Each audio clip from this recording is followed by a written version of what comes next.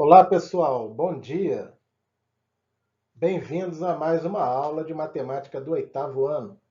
Nessa aula número 2, iremos continuar com o tratamento da informação, parte 2. Eu sou o professor Humberto e a aula de matemática se inicia agora. Vamos para a aula!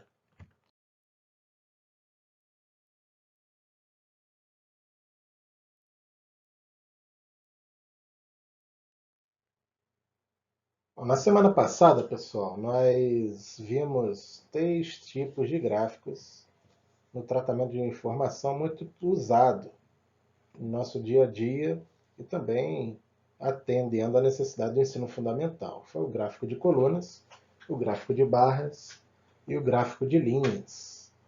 Agora a gente vai ver mais 3 tipos que atendem à nossa necessidade do dia a dia para informações de uso nosso pelos meios de telecomunicação e também que atende muito à necessidade do ensino fundamental. Então aqui a gente vê um gráfico de áreas. A gente percebe ali que ele é muito parecido com um gráfico de linhas. Isso porque um gráfico de área é um gráfico de linhas, né? A diferença é que ele é chamado de área porque entre uma linha e outra, você percebe que há um espaço a ser preenchido. Esse espaço a ser preenchido é justamente a área, né? Então você percebe nesse gráfico aqui, ó, mostrado, que nós temos 3 áreas. Então nós temos 3 linhas ali que limitam a área de cada gráfico, né? Então a área entre a linha e o eixo, ele é sombreado por uma cor. Então nós vemos ali embaixo a cor amarela. O limite dele é a primeira linha. Se você olhar a legenda no eixo vertical, lembrando que o eixo vertical é a posição que você fica em pé, e o eixo horizontal é a posição que você fica deitado, né? Então, o eixo vertical, nós vemos que o limite ali ela é aproximadamente 50, né? O que seria esse 50, né? Esse 50 aí se refere, por exemplo, nesse gráfico, a custos de produção de um determinado produto ao longo dos meses e dos anos que está escrito na legenda no eixo horizontal. Então, o limite dessa área é justamente ali no 50. Em vermelho, em cor vermelha, nós vemos um outro limite, uma outra área a ser traçada por esse gráfico, né? Entre 50 e 100, nós vemos o limite ali da área de um segundo produto, por exemplo. A gente pode ver na legenda do gráfico que nós temos 3 produtos, um em amarelo, um em vermelho e outro em azul. Então, o limite desse produto ele está entre a primeira linha, que é de 50, e a segunda linha, que é de 100. E a gente também vê um terceiro espaço a ser preenchido, que caracteriza um terceiro produto nesse gráfico, que é a área delimitada pela cor azul, que limita entre o número 100 e o número 150, referente aos custos de produção, né? Então nós vemos 3 áreas ali. Então o gráfico de área, ele é chamado de área porque entre as linhas existe um espaço a ser preenchido. Esse espaço é caracterizado a área. Esses gráficos de áreas, pessoal, eles são utilizados para representar total acumulado durante um longo período, um período muito grande, né? Aqui, por exemplo, a legenda no eixo horizontal, nós vemos um período ali de aproximadamente 3 anos, né? 2014, 2015 e 2016. Então, quando temos uma grande quantidade de informações a ser colocada no mesmo gráfico para informação, nós utilizamos o gráfico de áreas.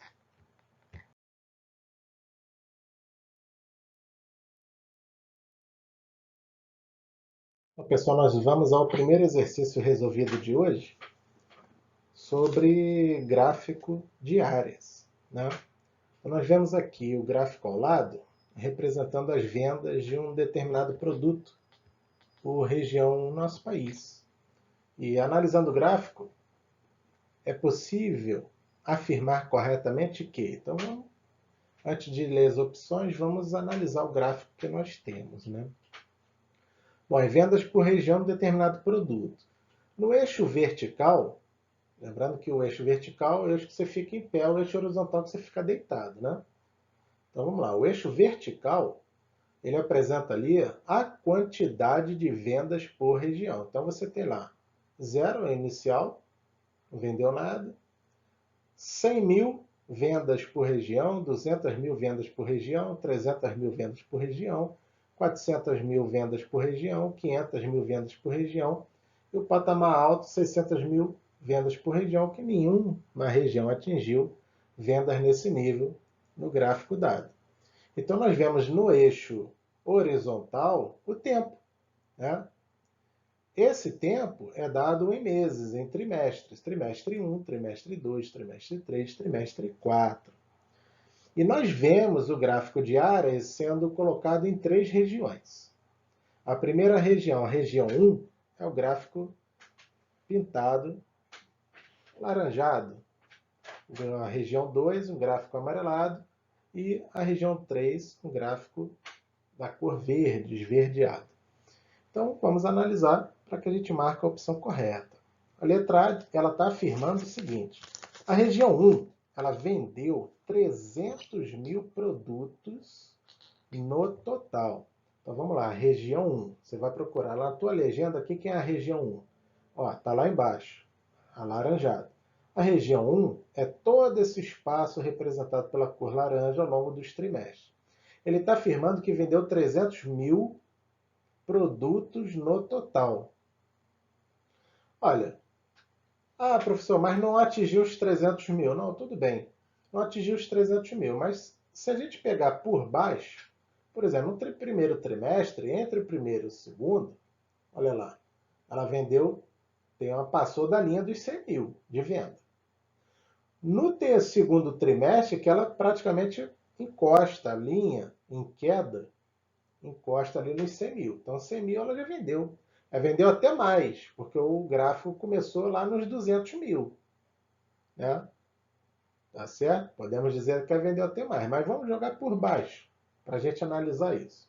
Entre o segundo trimestre e o terceiro trimestre, também pelo menos 100 mil produtos naquela região foi vendido. Então, ela já tem aí 200 mil produtos vendidos na região. Nós vemos também entre o trimestre 3 e o trimestre 4 que ela realmente passou dos 100 mil. Então, tem 100 mil garantido ali no mínimo. Então, já tinha 200, com mais 100 mil nesse trimestre. Ela chegou aos 300 mil. Só que a afirmativa está dizendo o seguinte, ela vendeu 300 mil produtos no total. Isso não é verdade. Nós analisamos o gráfico da região 1, ela já tinha 300 mil jogando por baixo, mas tem picos, tem momentos que o gráfico ele sobe. Então ele está a mais de 100 mil em cada trimestre. Isso quer dizer que ela vendeu no total mais do que 300 mil produtos e não 300 mil produtos daquela venda naquela região exatamente. Então a letra A não podemos marcar. A letra B, a região 2, está afirmando, vendeu 600 mil produtos no trimestre 4. Bom, 600 mil produtos, a gente olha lá no eixo vertical, ninguém atingiu essa média, não é verdade? Ninguém atingiu essa média. Mas a gente não pode se guiar somente por aí, a gente tem que ver ao longo do período da região 2. O que é a região 2? Toda ela amarelinha, olha lá. Então, daquele período ali, naquela região, ela chegou no pico de 400 mil. Olha lá. Mas ela começou aonde? Na venda de 200 mil. Esse foi o ponto inicial das vendas naquele trimestre. Ela houve uma queda também, né? Então, houve uma queda entre 200 e 300 mil. Né? O segundo trimestre e o terceiro trimestre, houve uma subida no gráfico, referente aos 200 mil. E continuou caindo naquela região próximo entre 300 mil. Entre o terceiro trimestre e o quarto trimestre, também houve ali um caimento na linha referente aos 200 mil. Então, ela vendeu menos de 200 mil em determinada área, mas ela vendeu mais de 300 mil nessa área delimitada.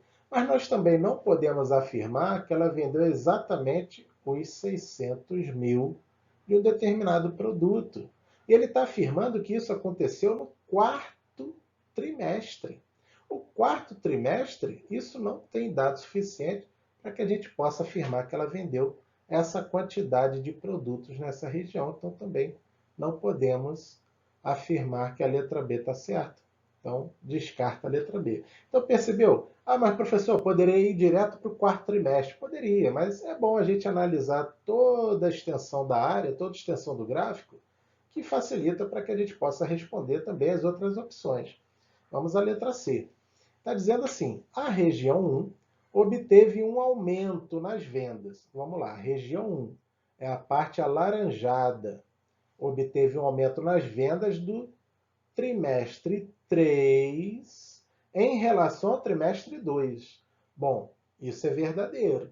Ele não falou a quantidade de produto vendido, mas o gráfico está dizendo para a gente o seguinte, ó, a linha da região 1 ela está subindo entre o trimestre 2 e o trimestre 3. E é o que a letra C está afirmando, houve um aumento nas vendas. Mas segura aí, pode ser a letra C. Vamos analisar a letra D. A região 2 é a cor amarelada. Obteve um aumento nas vendas no trimestre 3. Então você vai lá na linha amarelada, lá no, em cima, onde está a área delimitada pela região 2. Olha lá no terceiro trimestre, no trimestre 3. E agora a gente vai comparar o trimestre 2. O que está acontecendo? Aqui está acontecendo ao contrário. Não está havendo aumento nas vendas, sim está aumento queda nas vendas nessa região. Então, também não pode ser considerada a letra D, somente a letra C como resultado. Então, pessoal, viu? O gráfico de linha, ele ajuda também no gráfico de área a gente poder analisar e responder com exatidão todas as opções, mas tem que ser analisado cada opção, para que a gente possa dar a melhor resposta possível. Então, a resposta certa, nesse caso aqui, é a letra C, tudo bem? Agora a gente vai ver um outro tipo de gráfico. Vamos lá.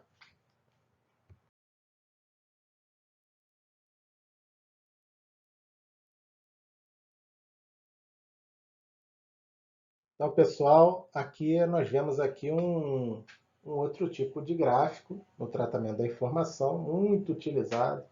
Acredito que esse seja um dos gráficos mais utilizados nos meios de comunicação. E é o gráfico de setor. Gráfico de setor também conhecido como gráfico pizza, né? E esse gráfico de setores ele é uma importante ferramenta para que a gente possa analisar dados obtidos, principalmente numa determinada pesquisa, seja ela feita pela internet, em sala de aula, na rua, shopping, né, em meios de comunicação, é muito utilizado. Esse gráfico, ele na verdade, você pode ver na figura que ele consiste em representar algumas informações em forma de setor circular, que sejam os pedaços retirados de um círculo, né? Por isso são chamados de setor circular. E para isso, a gente tem que considerar toda essa volta completa do círculo como 100%. Né? E esse 100%, em termos de grau, é a volta completa de um círculo que forma 360 graus. Né? Então, por exemplo, se você for cortar metade dessa pizza aí, metade desse setor, você vai ter metade de 100%, 50%.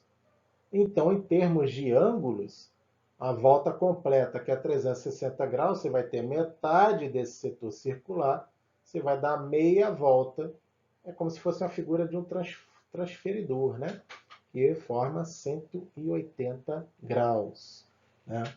E esse ângulo desse setor circular, ele corresponde justamente a esses pedaços à porcentagem dos dados. Esse é um gráfico que utiliza muito o estudo da porcentagem, né?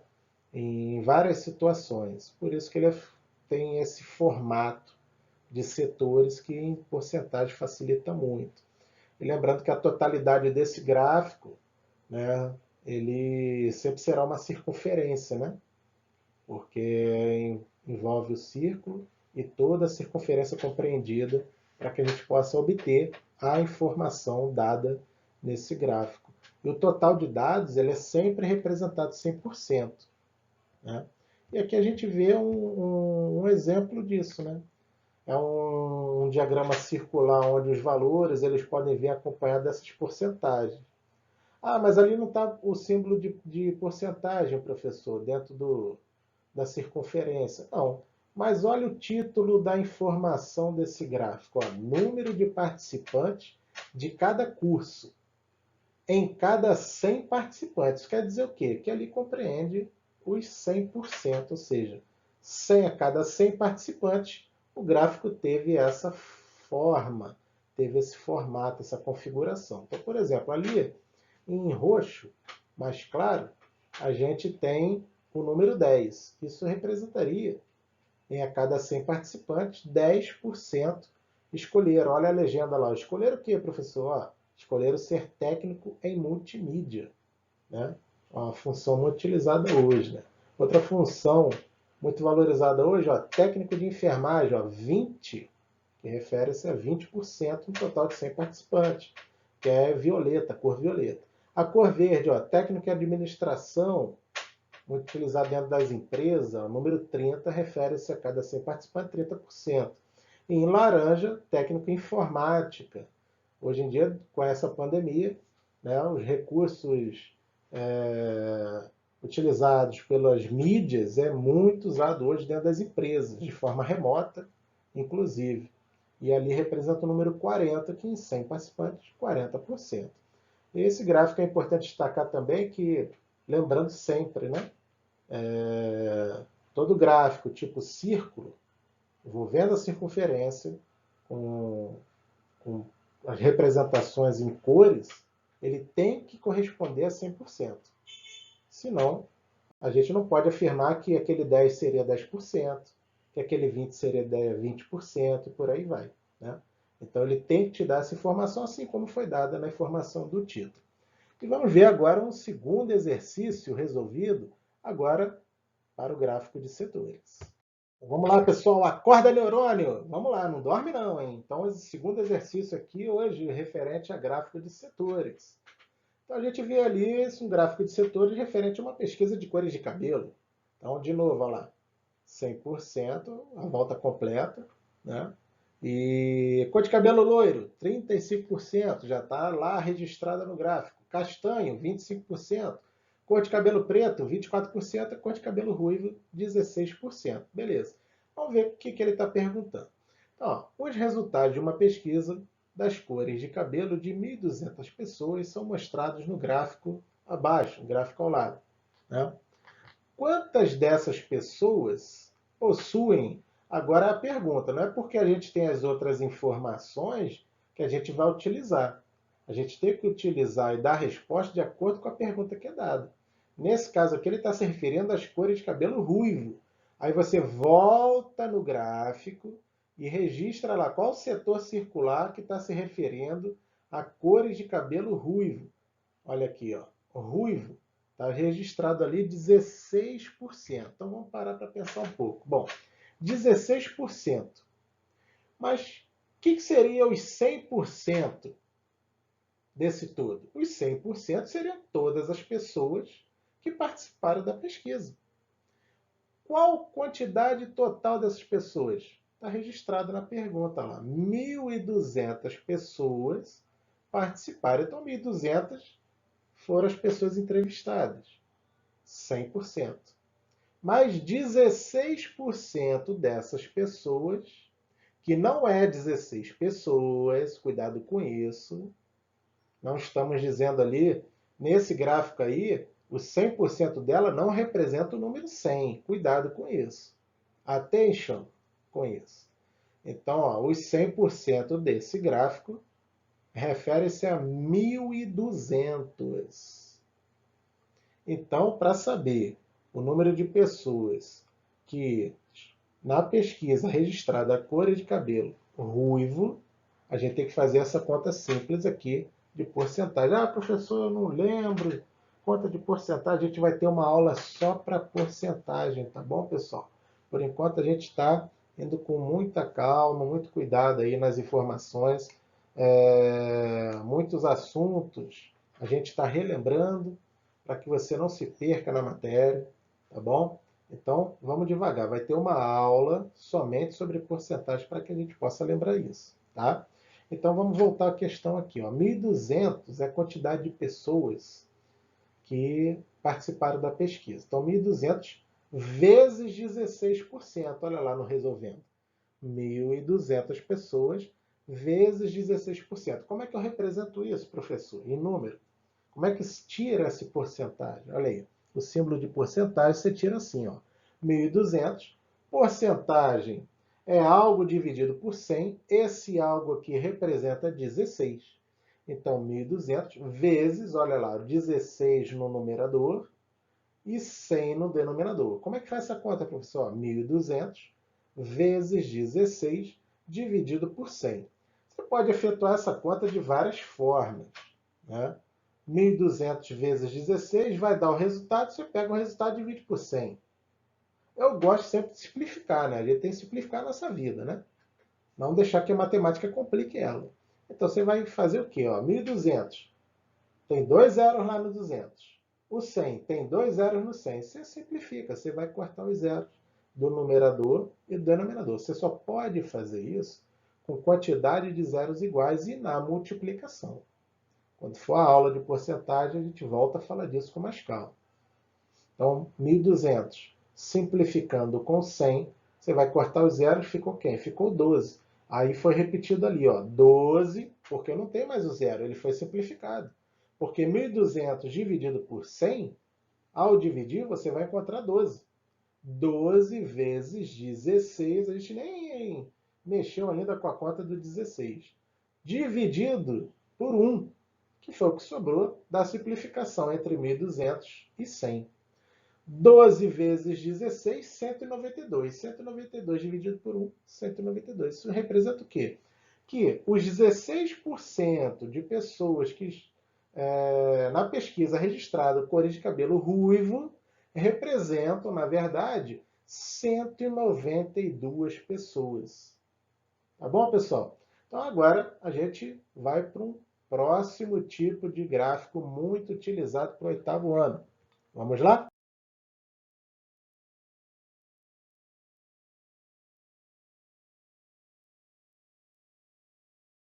Então agora a gente vê um novo tipo de gráfico, também muito utilizado, principalmente nos entretenimentos, né? Nas informações referente a esporte ou referente a informações para facilitar o entendimento, né, de um determinado assunto, e aí se utiliza dos pictogramas. Mas o que é o pictograma, professor?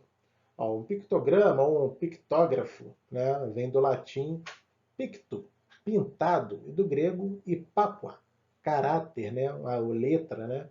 Ou seja, nada mais é do que um símbolo que representa um objeto, ou um conceito, ou outro tipo de situação, por meio de desenho figurativo, né? A pictografia era uma forma escrita pelas quais as ideias e os objetivos eram transmitidos através de desenhos. E no gráfico, ele também continua tendo esses valores, né? Então, nos gráficos, através das figuras que simbolizam fatos estatísticos, eles também, ao mesmo tempo, indicam a proporcionalidade de determinadas situações, né? São gráficos que muitos consideram não tão preciosos, porém a publicidade utiliza muito para dar informações visuais, para dar informações de qualquer outro tipo de situação, né?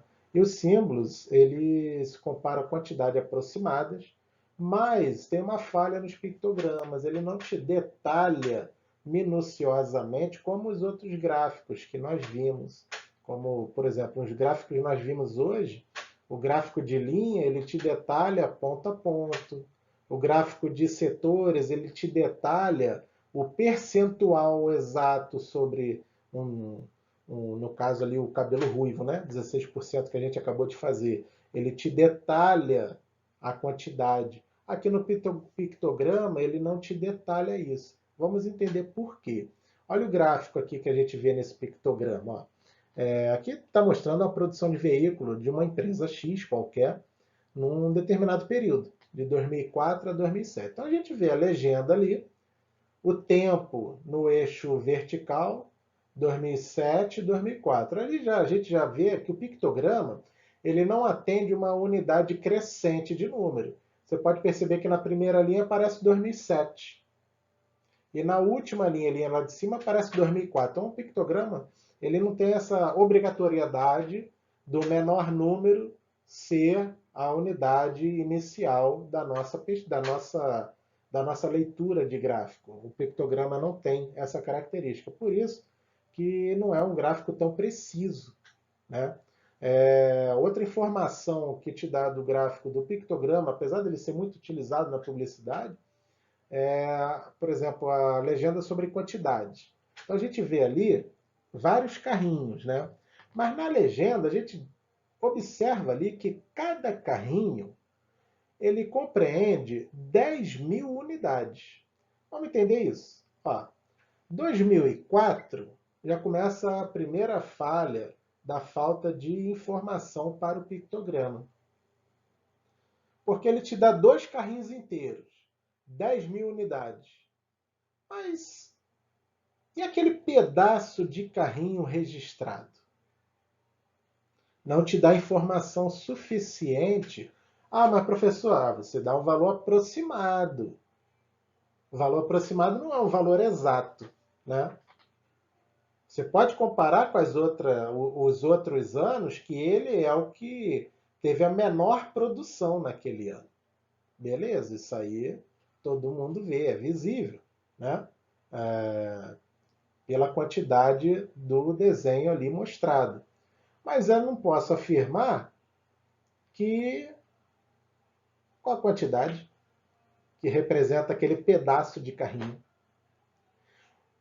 Em 2005, nós vemos que nós temos 4 carrinhos inteiros. Então, nós temos lá ó, 10.000 unidades, mais 10.000 unidades, mais 10.000 unidades, mais 10.000 unidades. Essa sim, a gente pode afirmar com certeza que são 40.000 unidades, porque os carrinhos estão inteiros, né? Coisa que também não acontece nessa informação para o ano de 2006 e 2007. Olha lá, em 2006 nós temos 1, 2, 3, 4, 5 carrinhos inteiros. E nós temos um pedacinho do carrinho. Não sabemos esse pedacinho de carrinho quanto que ele representa na produção do veículo. Em 2007 ocorre a mesma coisa. Ó. Nós temos 1, 2, 3, 4, 5, 6. Se cada carrinho são 10.000 unidades, e se nós temos 6 carrinhos inteiros, nós temos 60.000 unidades. Ah, mas quanto representa o último carrinho? Está incompleta a figura. Olha lá. Está faltando um pedacinho do carrinho. Podemos afirmar que ele vendeu mais de 70.000 unidades? Podemos? Claro que não. Está faltando. Nós podemos afirmar que ele vendeu mais de 60.000 unidades. Porque 6 carrinhos inteiros nós temos. E mais um pedaço do carrinho, mesmo que ele seja um pedaço grande. Mas nós não temos o carrinho completo para dizer que existem as unidades todas ali.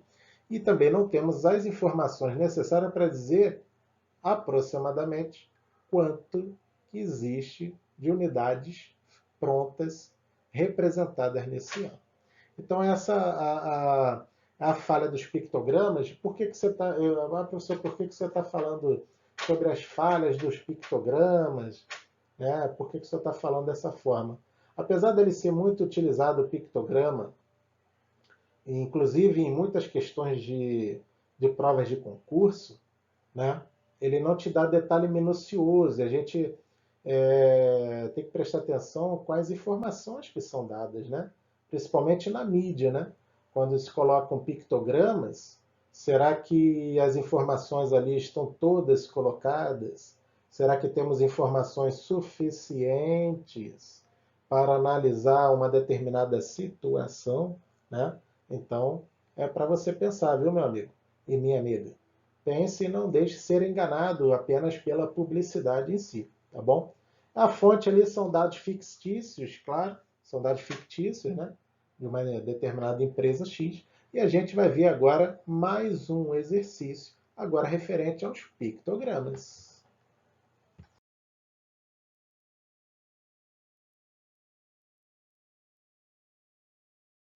Então, pessoal, agora a gente vai ver aqui uma questão, um exercício resolvido sobre o tipo de gráfico pictograma, né? Então, a pergunta é a seguinte. O caderno de Maria tem 50 páginas. Ela fez um gráfico, é o que a gente está vendo ali, em formato de pictograma, dos tipos de escrita de todas as páginas que foram usadas até agora. Quantas páginas do caderno ainda estão em branco? Bom, a gente lembra que se tiver metade da folha ou uma parte da folha não tiver a figura toda, é um gráfico que a gente vai trabalhar com valores aproximados e não valores exatos, né? Porém, o que você observa desse gráfico, desse pictograma, comparado ao anterior? Ó, não tem nenhuma figura faltando, todas as figuras estão completas. Isso já é um bom sinal, né? Vai te dar uma informação melhor para que você possa analisar e dar um resultado de forma exata. Mas vamos com calma, vamos lá. Ó, primeira legenda, aparece lá a figura da página, ó, e cada figurinha daquela representa duas páginas. Isso é uma informação para o pictograma muito importante na resolução desse problema. No eixo vertical, nós temos o tipo de escrita. Então, ela usou esse caderno de várias formas. Ela usou esse caderno como diário, ela usou esse caderno para piada, ela usou esse caderno para escrever histórias, escrever relatórios, escrever poemas. Esse foi o registro de tipo de escrita que ela utilizou, esse caderno.